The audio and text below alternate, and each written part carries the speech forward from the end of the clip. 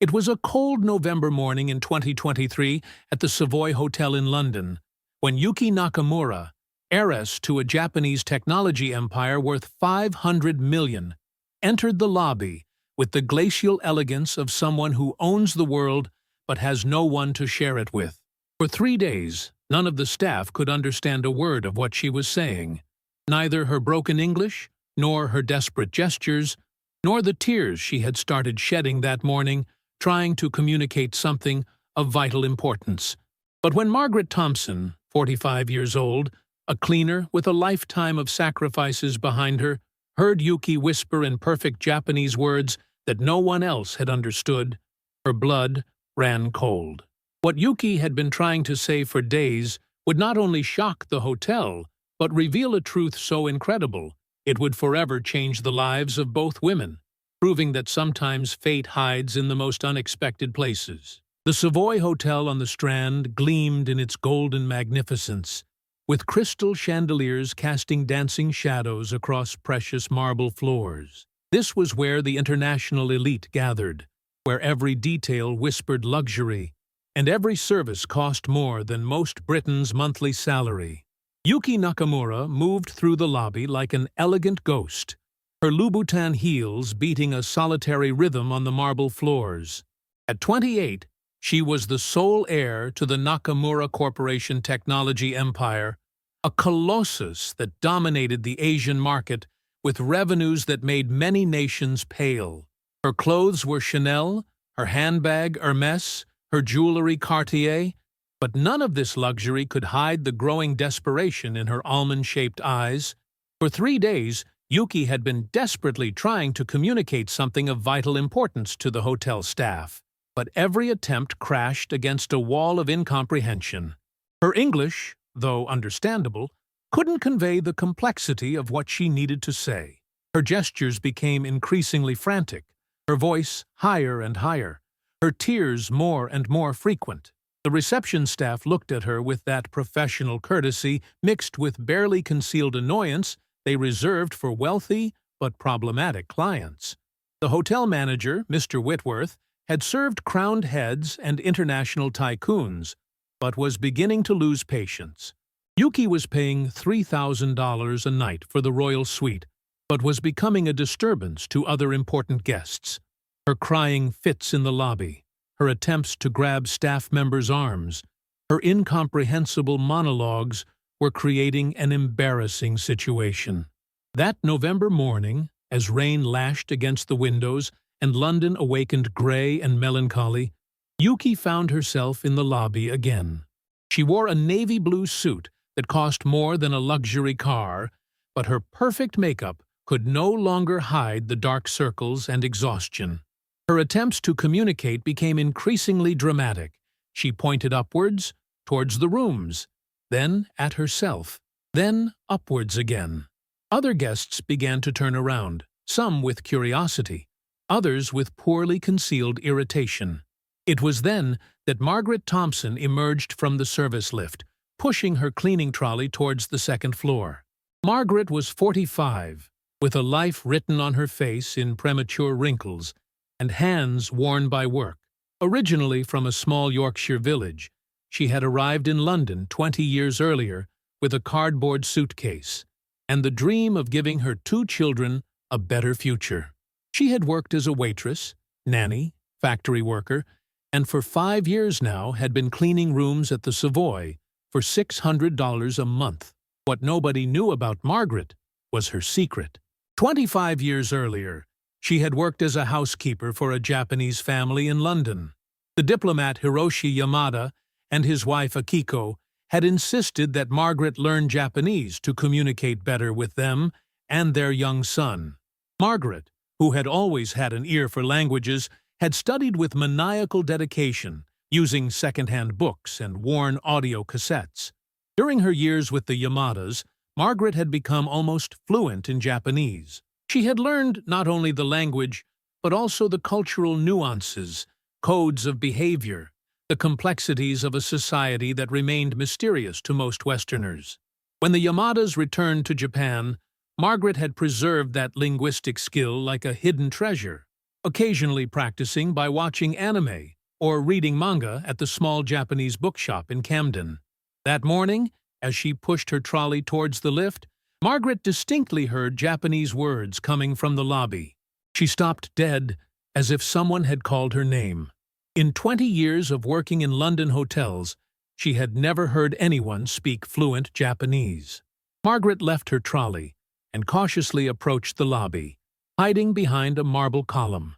What she saw broke her heart.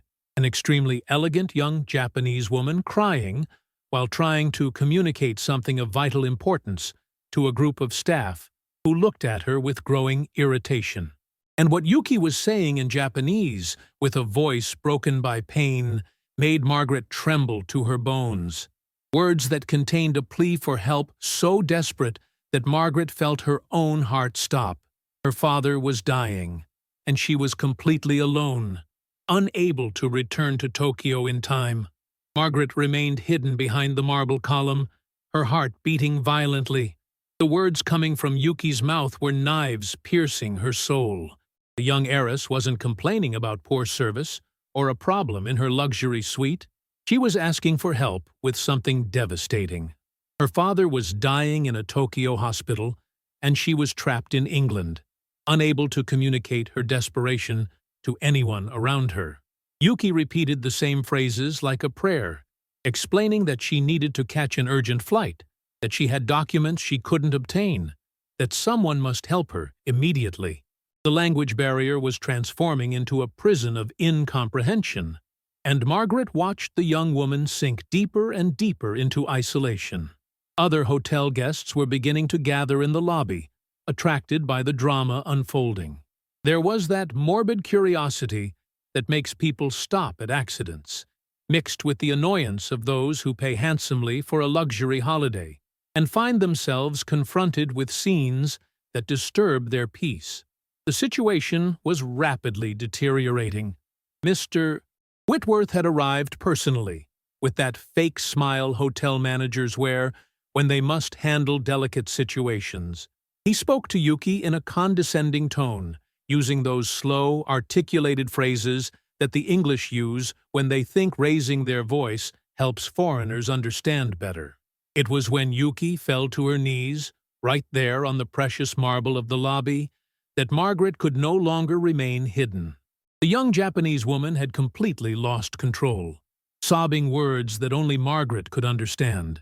She wanted to see her father again before it was too late. Margaret looked at her cleaning trolley, then at Yuki crying desperately on the floor, surrounded by a circle of people watching her like a freak show. She looked at her worn uniform, her work-damaged hands, then at Yuki's jewelry that was probably worth more than everything Margaret had earned in a lifetime. In that moment, Margaret Thompson did something that changed everything. She forgot who she was, forgot her place in the hotel hierarchy, forgot the fear of losing her job. She slowly approached Yuki, knelt beside her on the cold marble, and whispered softly in perfect Japanese that everything would be all right, that finally someone understood her. The silence that followed was deafening. Yuki raised her head sharply, her tear-swollen eyes widening in surprise. For the first time in 3 days, someone had spoken to her in her mother tongue, but it wasn't someone from the management staff. It wasn't an expensive interpreter. It was a cleaner, with hands worn by work, and a uniform that had seen better days. The circle of onlookers grew tighter. Mr. Whitworth watched the scene with relief and irritation. Relief because finally someone could communicate with the problematic client. Irritation because that someone was one of his most humble employees. But for Yuki, in that moment, Margaret Thompson had become the most important person in the world. Finally, she had found someone who could understand not only her words, but also the pain those words contained. In the royal suite of the Savoy, among silk fabrics and period furniture worth more than a house, 2 women from apparently opposite ends of the social scale found themselves sitting face to face. Yuki Nakamura, surrounded by the luxury she had always known, and Margaret Thompson, who for the first time in her life found herself in a room that cost more than her annual salary. The truth that Yuki revealed in the hours that followed was devastating. Her father, Hiroshi Nakamura, founder of the family's technology empire, was dying of pancreatic cancer in a private Tokyo hospital. Doctors had given him less than a week to live, but Yuki was trapped in England by a series of cruel circumstances. She had come to London to finalize the acquisition of a British AI startup, a $50 million deal that was supposed to be her father's last great conquest before his retirement. But on the day of her arrival, the legal documents had been contested. The British partners had raised unexpected bureaucratic problems, and her London solicitor had ended up in hospital with a heart attack. Without her interpreter, without her solicitor, without anyone who spoke Japanese, Yuki had found herself completely isolated at the most delicate moment of her life. She had tried to contact the Japanese embassy, but the bureaucratic timescales were too long. She had looked for professional interpreters, but none were immediately available to guide her through the complex legal maze of the acquisition. Margaret listened in silence, perfectly understanding the universal pain of a daughter who risked not seeing her dying father again. It was pain she knew intimately. She had lost her own father 15 years earlier and hadn't managed to reach him in time for the final goodbye. Yuki explained with a broken voice that she had money, millions of pounds, but without the right words, without someone who understood her, she was just a desperate woman in a foreign country. For the first time in her life, all her privileges, all the power of the Nakamura name, were useless against a language barrier that kept her imprisoned far from her dying father. But as Yuki told her story, Margaret began to piece together a puzzle that left her breathless. The names Yuki mentioned, the dates, the circumstances, something sounded familiar. The Yamada family Margaret had worked for 25 years earlier had often mentioned the Nakamuras in their conversations. Mr. Hiroshi Yamada always spoke with great respect of a Hiroshi Nakamura, described as a visionary of the technology industry. Enjoying the story? Give it a little like and don't forget to subscribe. Now then, let's carry on.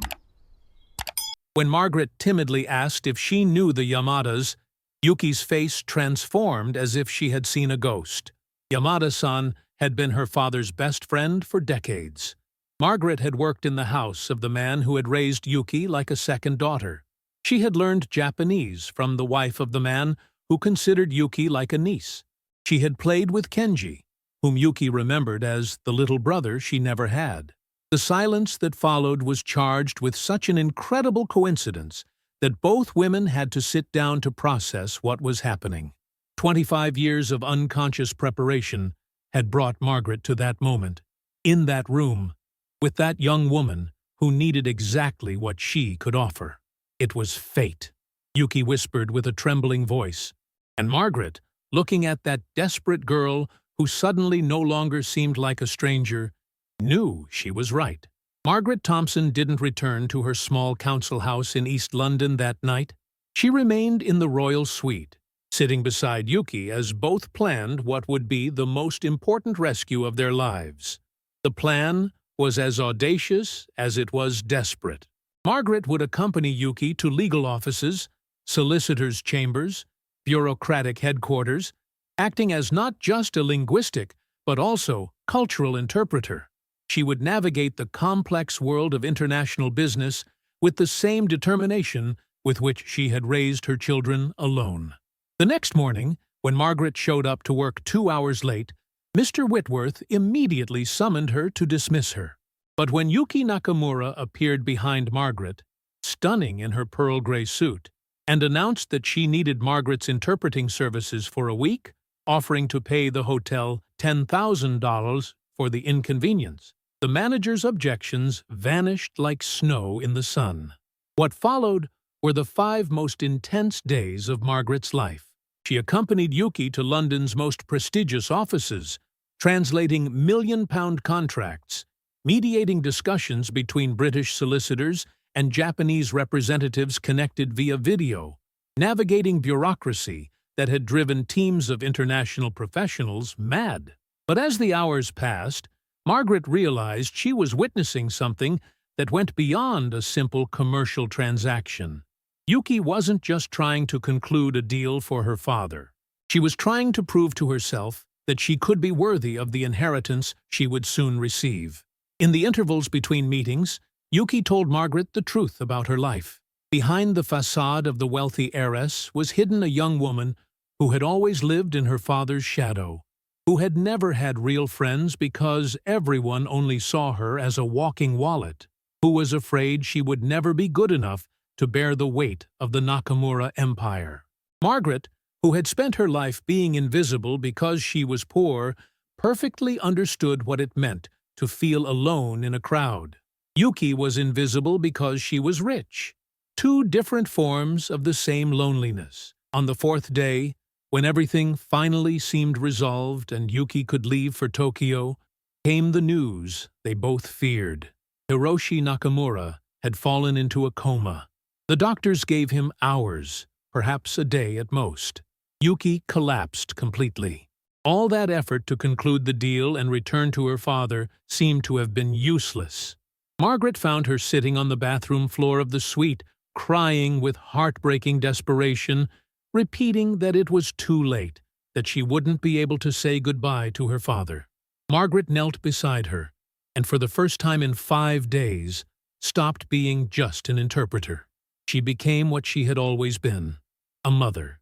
She took Yuki in her arms, as she had done countless times with her children when the world seemed too big and frightening. In that moment, between the cold tiles of a bathroom that cost more than Margaret's house, two women whom everything divided except their humanity held each other tight, sharing pain that transcended social class, nationality, and circumstances. And it was then that Margaret had an idea as simple as it was revolutionary, that would change everything. Margaret's idea was as simple as it was brilliant. If Yuki couldn't physically reach her father in time, they had to bring her father to her. Not physically, but emotionally, spiritually, through the technology that the Nakamura Empire had helped develop. Margaret had noticed that Yuki always carried an ultra-modern tablet, one of the Nakamura Corporation prototypes with ultra-high-definition video calling capabilities. But more importantly, the Tokyo hospital where Hiroshi was located was one of the most technologically advanced in the world, a commercial partner of Nakamura Corporation itself. Margaret began making phone calls with a determination that surprised even herself. She called the Tokyo hospital, got through to the intensive care unit, explained the situation in Japanese that suddenly seemed more fluent than ever. She called the hotel's technology consultant, convinced him to install a projection system in Yuki's suite. She even called her daughter, a computer science student, to optimize the connection. Yuki watched Margaret move around the suite like a general, organizing a battle, speaking in 3 different languages, coordinating people thousands of miles away, transforming a hotel room into an international communications center. It was the first time she had seen someone fight so hard for her, not for her money, but simply because it was the right thing to do. 6 hours later, as the sun set over London and rose over Tokyo, the royal suite transformed into something magical. The projection system created a life-size image of the hospital room where Hiroshi Nakamura lay surrounded by life support machines. The image quality was such that it seemed the 2 rooms had been joined by an invisible door. Yuki slowly approached the projection, and when her eyes met those of her father, who had awakened from his coma at that very moment, as if he had sensed her presence, both began to cry. What followed was a farewell that lasted all night. Father and daughter spoke of everything they had never said to each other, of all their regrets and all their hopes. Yuki told her father about the deal she had managed to conclude, how she had overcome every obstacle, how she had found a strength she didn't know she possessed. But above all, Yuki told her father about Margaret, about how an English cleaner, who earned in a month what she spent on dinner, had saved not only the most important deal of her life, but her very soul. Hiroshi listened in silence, then asked to speak with Margaret. When she approached the projection, shy before one of the world's most powerful men, Hiroshi thanked her in halting English, telling her she had given his daughter what he had never managed to give her, a true friend. Hiroshi Nakamura died at dawn, as the sun rose simultaneously over London and Tokyo. But he didn't die alone. He died after being able to tell his daughter everything he had in his heart, after seeing that his little girl had become a strong and capable woman. And Yuki didn't face that loss alone. Beside her was Margaret, who held her in her arms as the world seemed to collapse, whispering words of comfort in the language they now shared as a bridge between two souls. 6 months later, the Savoy Hotel in London was the setting for an event nobody could have imagined. In the same lobby where it all began, where Yuki had cried desperately without anyone understanding her, the inauguration of the Hiroshi Nakamura Foundation for Cultural Integration was being celebrated. Yuki Nakamura, now officially head of the family empire, had made a decision that shocked the international business world. She had transferred the European headquarters of Nakamura Corporation to London and had created a foundation dedicated to eliminating the linguistic and cultural barriers that separated people in the most important moments of their lives. Margaret Thompson no longer pushed a cleaning trolley through the hotel corridors. She sat behind a crystal desk in the London office of Nakamura Corporation, with the title of Director of Cultural Integration, and a salary that finally allowed her to stop worrying about bills. But money wasn't the most important thing she had gained. She had gained a family. Yuki had insisted that Margaret bring her children, James and Sophie, to live in a flat near her Mayfair penthouse. She had paid for James's university education, enrolled Sophie in London's most prestigious international school. But above all, she had filled the void that her father's death had left in her life, finding in Margaret the mother she had never had, and in Margaret's children the siblings she had always wanted. The Hiroshi Nakamura Foundation trained cultural interpreters, created language exchange programs, assisted people who found themselves in difficulty abroad due to language barriers. It had become in just a few months one of Britain's most respected non-profit organizations, and had already helped hundreds of people overcome the same difficulties that had nearly destroyed Yuki. That evening of the inauguration, while the most important guests of London society toasted the foundation's success, Yuki and Margaret found themselves alone on the hotel terrace, looking at illuminated London, as they had done that first night 6 months earlier. Yuki said softly that without Margaret, she didn't know what kind of person she would have become.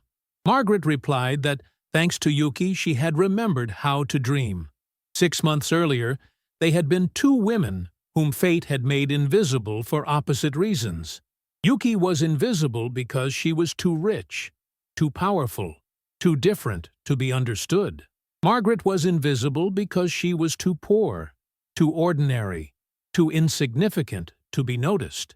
But together, they had discovered a truth that transcended social class, nationality, and circumstances, that humanity reveals itself in moments of greatest vulnerability, and that the deepest connections are born when we stop seeing what divides us and start seeing what unites us. The Savoy had seen crowned heads, presidents, film stars, and industrial magnates pass through, but no story had been more extraordinary than that of a Japanese millionaire and an English cleaner who had found in each other the family they were both seeking. The story of Yuki and Margaret had become legend among the hotel staff. It was told to new employees, whispered during lunch breaks, remembered every time someone thought the barriers between people were insurmountable. Because sometimes, when the world seems divided by impassable walls, it only takes one person to reach out their hand to discover that on the other side, there's someone who was waiting for exactly that hand, and that love, compassion, and understanding speak a universal language that everyone can learn, if only they have the courage to listen with their heart. If this story made you believe that kindness can break down any barrier, leave a like. Tell us in the comments. Have you ever helped a stranger in difficulty? Do you believe cultural differences can be overcome by humanity? Have you ever experienced a situation where a hidden skill changed your life? Subscribe and turn on notifications for more stories that prove miracles happen when we least expect them. Share this story with someone who needs to believe that every person has immeasurable value regardless of their social position. Remember, in a world that often divides us, compassion is the universal language we can all speak.